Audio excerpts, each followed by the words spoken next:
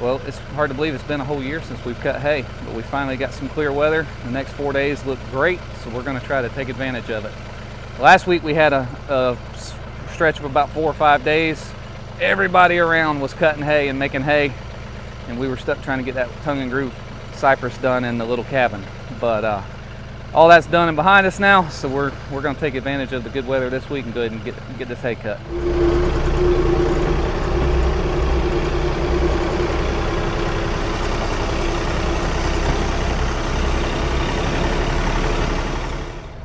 Oh yeah, this is thick,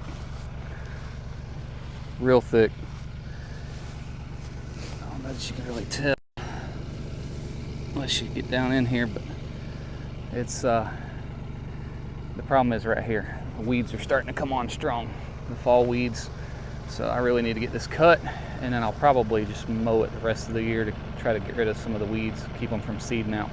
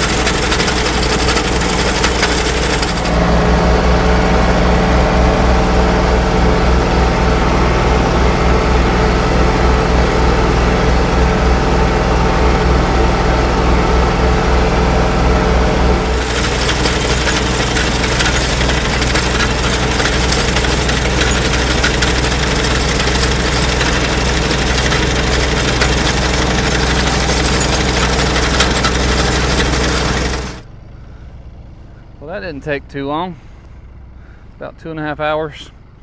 Man, oh man, that's a lot of hay. A lot of hay. This is going to be interesting to see how this dries, because I don't have a tedder. That's some good grass though, man. Well, this is by far the thickest grass that I've ever cut with this sickle bar mower, and it worked perfectly. Couldn't have asked for it to perform any better. Didn't have any clogs except one time, and that was whenever I was taking the corners, because it leaves a little in each corner, and I was going through the stuff that was already cut. It plugged up a little bit, but I never had to get off once because the belt stopped. It stayed working perfectly the whole time. But Just look at this, man. This is insane.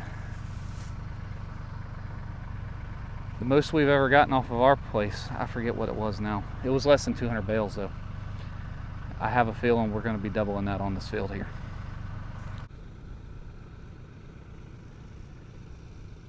Well, it's been about 48 hours since we cut this, and I am shocked at how fast it dried out. I was just looking at it, and I mean, there's a little bit of grayish color, but that's good enough to bale right there. It's about 94 degrees today, which is ridiculously hot for September, but nice breeze, about 15 miles per hour, and it has dried this out, man, as thick as it was. So you can see a little bit underneath here. So I think what I'm going to do, there's a slight chance of rain tomorrow afternoon. I'm going to go ahead and rake this up into small windrows, not necessarily the final windrow, because I'll do one big row for the baler to run down. But if I do like two smaller ones side by side, it'll kind of get this thrown up and turned over a little bit and let it finish drying out.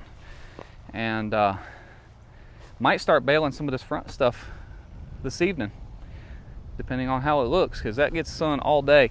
Now back here, as the sun goes down, these trees block this whole area back here, and that's where I'm standing now. And it's where you pick it up, it's a little bit of color underneath it. So I'll leave this until tomorrow morning, but that way I can at least get some of this up, so that way if it does rain, it's not that big of a deal. We don't lose everything. So we got the rake hooked up. We're gonna get busy.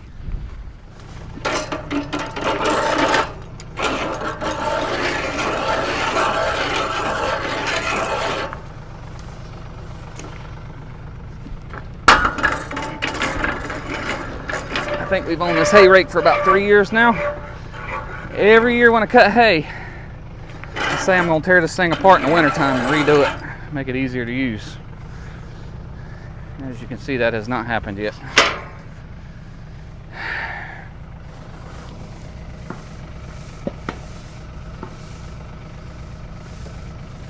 Might be grabbing a little too much.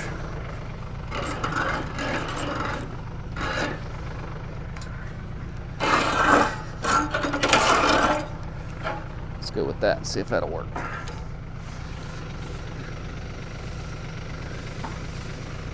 Yeah.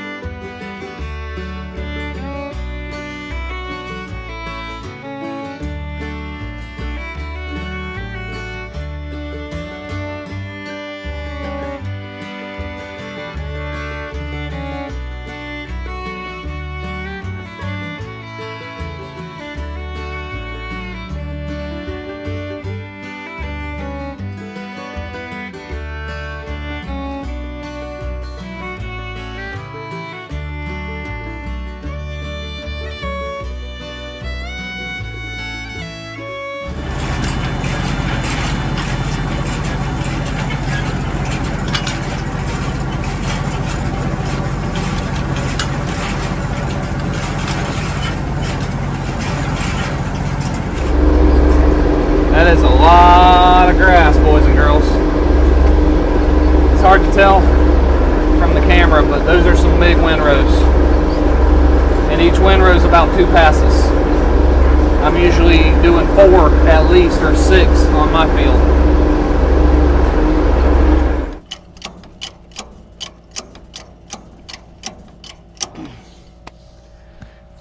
Baling hay is never as easy as baling hay. This tire came off the rim. And I don't have one of them fancy bead setters, so we're gonna try to do this the old-fashioned way.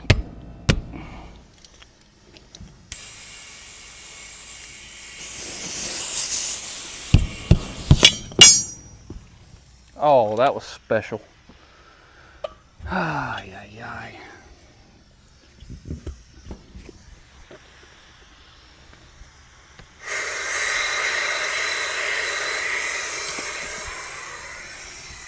Awesome. How does that come out now? With the hay rake tire. Valve stem jumped in there. I don't think the hay rake tire is not this kind. This is a different one. Man. Just ran up to the auto parts store.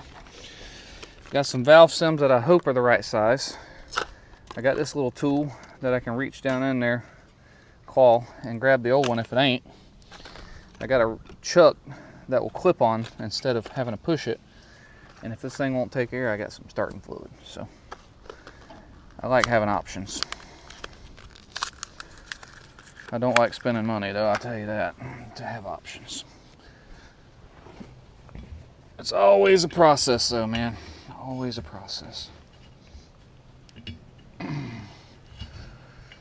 Oh, you gotta be kidding me. Oh my word. Yeah, that just happened.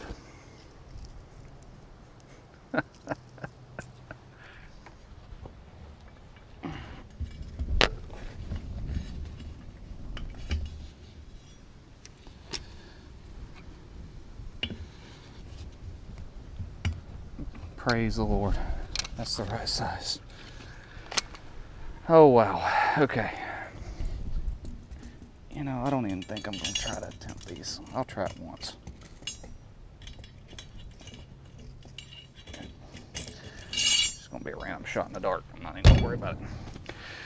Okay.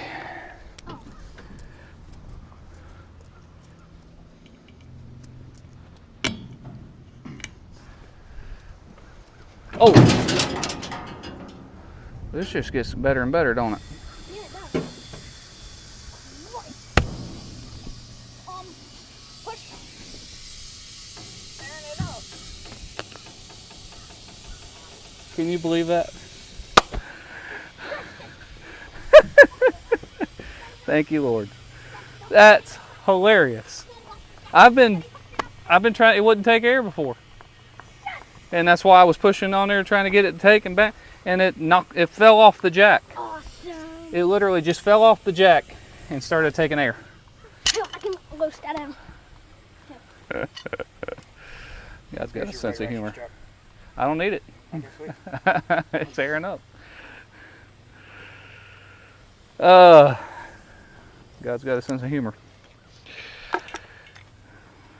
He made us, right? Didn't have to use the starting fluid, didn't have to blow anything up today.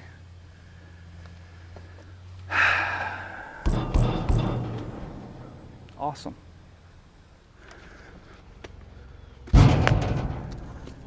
Thank you.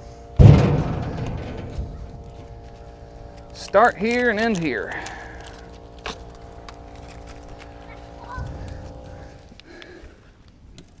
Okay.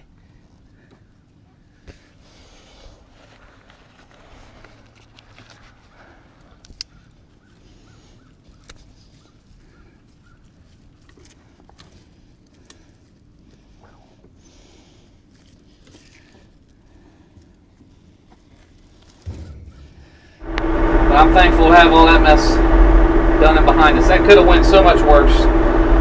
It was not going well to begin with. I like when God shows up, because I was at my wit's end, I'm not going to lie. I was getting frustrated. But we're going to see if we can at least get started on it.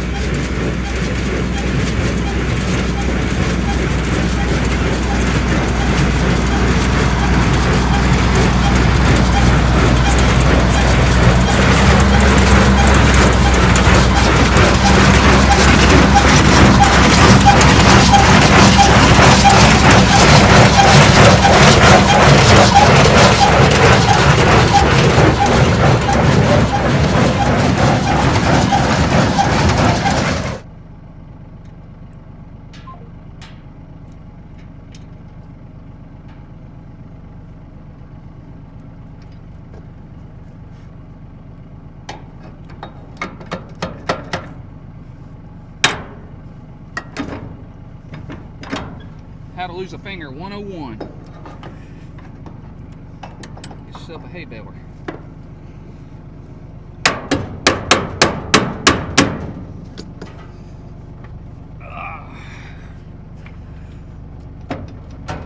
There we go.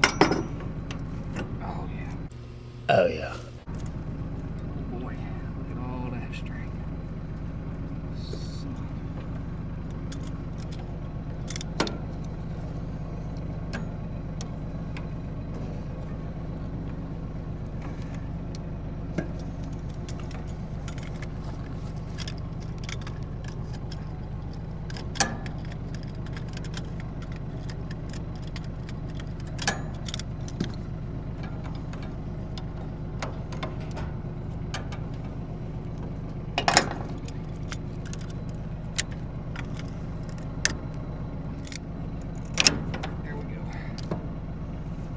Woo! Still a little bit here. I don't think I'm going to get that.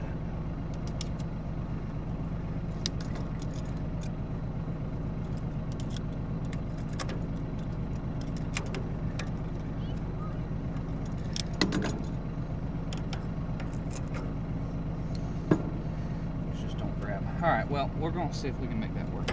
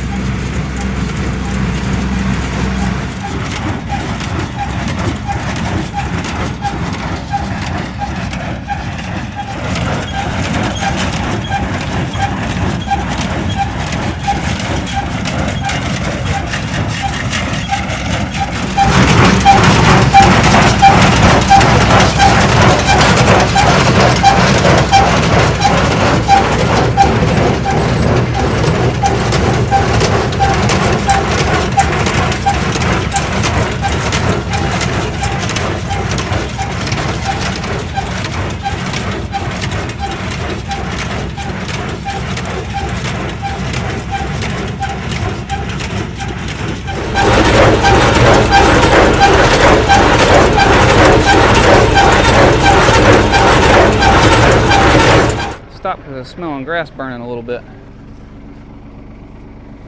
don't know if you can see a little bit of smoke coming up here from somewhere. And smoke is not normal when you're baling hay. So I got to figure out what's going on here. Well, sometimes you just got to call it a day. Came home last night, opened this up, and I'm 99% sure it's something to do with this plunger. So this was all gommed up. I cleaned all this out, applied a new layer of grease down and through here and on this side. Just tested it, the squeak is gone, and it actually feels like it rolls better. That's our temporary fix. So after looking online last night, I couldn't find anything on the Ford 532, but I did see a New Holland, which is very similar to a Ford.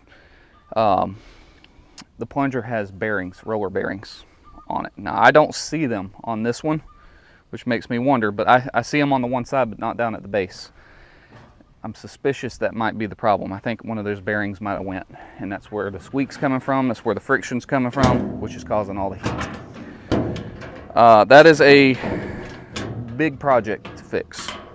That's a teardown project in the wintertime, so I need a temporary fix to get this hay off the field because we have rain coming around 3 o'clock. I'm not going to pray against rain because we need rain bad. So I'm going to pray this thing holds together so we can get this done and doesn't catch fire. I've got grease to keep putting on it, and then had the boys fill me up some buckets of water here in the front of the tractor. So I'll have me some water in case something gets to smoking again. Moment of truth. Yeah, that sounds much better.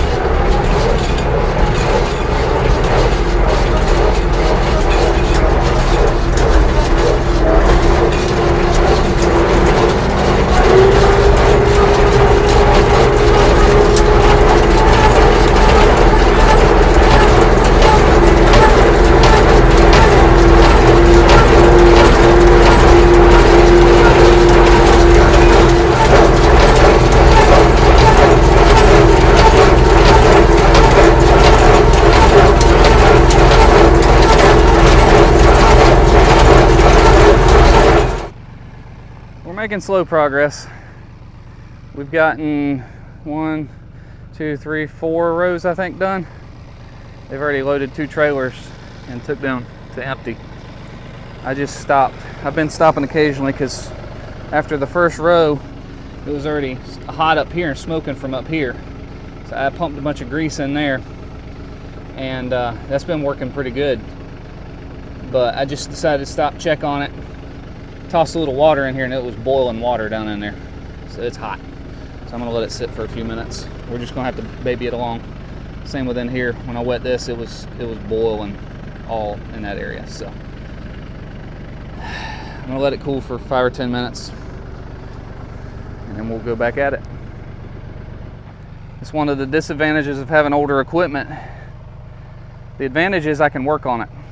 Simple enough, I'm able to work on it, which I did just look on Amazon and eBay last night, and I found a manual, an owner's manual for this baler. So I'm gonna go ahead and buy that and get it coming, and that'll help me with taking this thing apart. Definitely got to be some bearings bad in there to be heating up like that. That's not normal. But the disadvantage is this stuff's old. It has to be worked on. So we've got 1, 2, 3, 4, 5, 6, 7, 8, 9, 10, about 11 more rows to do out here, it looks like, and in the perimeter. So we're approaching halfway. So if we can milk it along, we might be okay.